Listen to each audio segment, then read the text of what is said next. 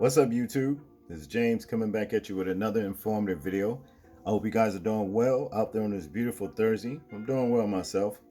I come across this particular story right here that took place in Charlotte, North Carolina back in 2019, where you had these task force agents, okay, serving a warrant, at a home.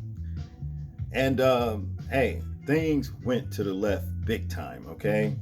You have this brother right here. He's a task force agent, and his name is Clarence Belton, all right? Clarence Belton was shot 14 times by one of his own fellow officers, which her name is Heather Lockridge, okay? Now, she claims that it was actually an accident, all right, and what have you. But I don't see how this could have been an accident, all right? And then to add insult to injury, the 4th District Court is trying to give her a basically leniency, a way to get out of what happened, because the officer Clarence Belton, he actually sued. He's going to sue Heather Lockridge, you know what I'm saying, and what have you, for what she did. In the Court of Appeals, the 4th U.S. Circuit Court of Appeals is giving, this police officer, another chance to seek immunity for the crime that she committed. Now they call things like this friendly fire, but I can guarantee you Mr. Belton didn't feel that anything was friendly about what this woman did right here. Now, what I want us to do is particularly check out this particular video clip, news clip, that's going to go, bit by bit, as to what actually happened on the night of 2019 when they served this warrant, and it's called a drug bust gone bad. So without further ado, let's check this out. Only on WBTV, new video sheds important light on the devastating consequences of a federal task force bust gone wrong. Yeah, the video comes as a result of WBTV fighting and winning for its unsealing in federal court. Investigative reporter Naomi Coles walks us through it. It's the early morning hours of November 1st, 2019. A man walks out of his home in Northwest Charlotte. Moments later, an FBI task force waiting outside closes in as he runs back into the house. From Gastonia Police, this is Task Force Officer Clarence Belton. These are his task force partners, and this is CMPD Officer Heather Lockridge and her partner. They're not on the task force, but according to court filings, they've been called in for perimeter support. The task force has a search warrant as part of a drug investigation. What's about to happen after this man runs inside has become the subject of controversy and a lawsuit that spent years slogging its way through federal court. I've got 45 years of law enforcement experience. This is Dr. Roy Taylor, who I asked to watch the video with me.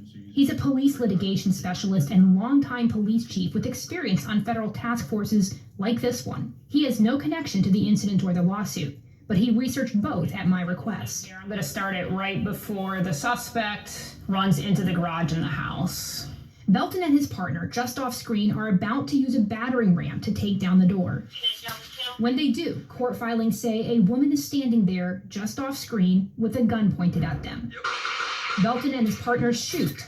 Belton feels his arm go numb, his gun drops, and he collapses and will later testify that he crawled and stumbled out of the garage while continuing to take fire.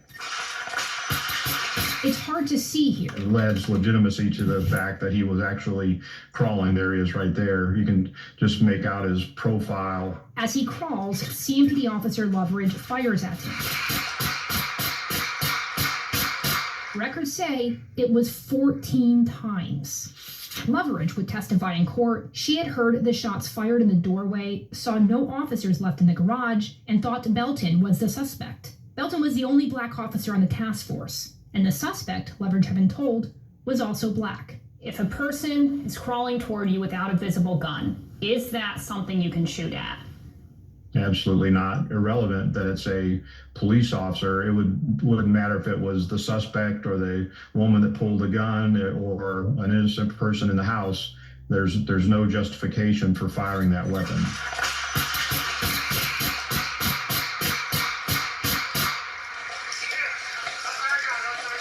Belton survived, but with permanent injuries. Officer down, start that way. He's suing Loveridge in the city of Charlotte for negligence.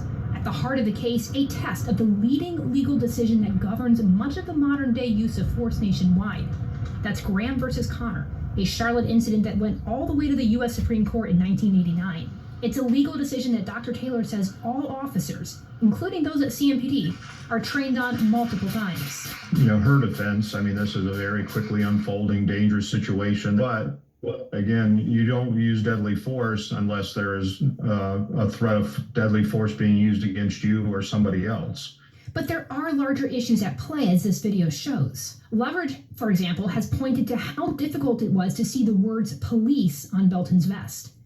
Dr. Taylor sees this case as one where different decisions from the task force after the suspect ran inside could have changed the outcome.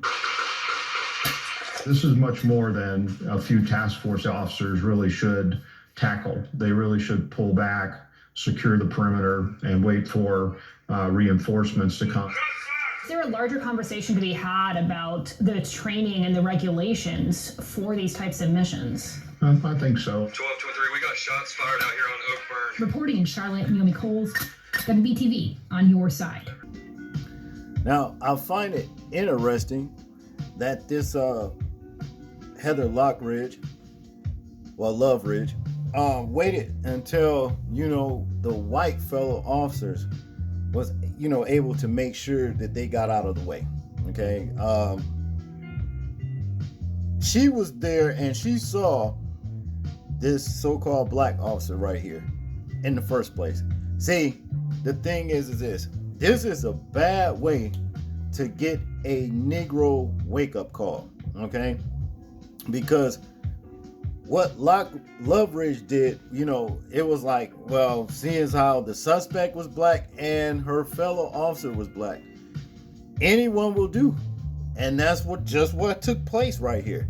There's no excuse for this right here. This is a rookie mistake, times 10. All right, they say rookie, but there's rookies that wouldn't even make any mistakes like this. You see what I'm saying? And also to go into with the 4th District Circuit Court trying to give her immunity for what she did. Why should she get immunity? There's no excuse for what she did to this man right here. He's permanently damaged the rest of his life. 14 hits. He had already took a hit to the shoulder or the arm with the lady that was standing at the door when they was trying to get in there with the battering ram. All right, he took a hit there. He then, arm went numb, dropped his gun, went to, crawling on the ground to get out of there, okay? Now, the white officers was already out. She saw that. She was there and she saw when they all entered. She knew it was a black officer there on the scene with them. And she still continued to unload her weapon. She saw that. Okay? Now, as far as I'm concerned, yeah, this woman should be personally sued. And as far as this lawsuit go with the, the city, well, they employed this woman right here, so naturally they get sued too. But I think some criminal charges should be added in the mix as well. Okay? This is not no ordinary mistake right here, and that's just what it is. It's not, like I said, a rookie would be careful not to do something so stupid and callous. All right? We know what this is all about.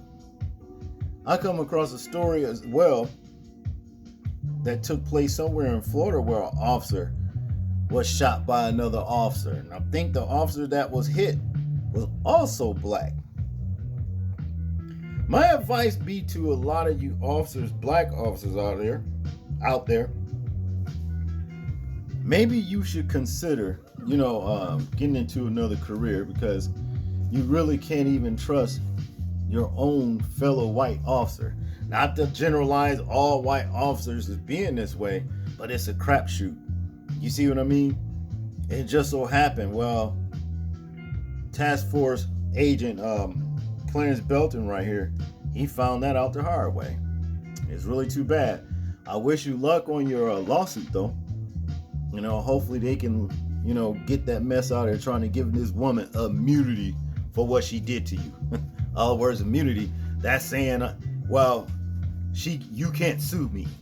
You can't sue her because that was an accident. It was friendly fire. You see what I'm saying? And that's what that is. Now, she don't deserve immunity as far as that's, you know, concerned. Not in my book, she don't. But what say you people? Do you think that this was an accident? And do you think that Officer Love Ridge should get immunity for what she did to Task Force Agent, Federal Agent Clarence Belton? Let me know in the comments.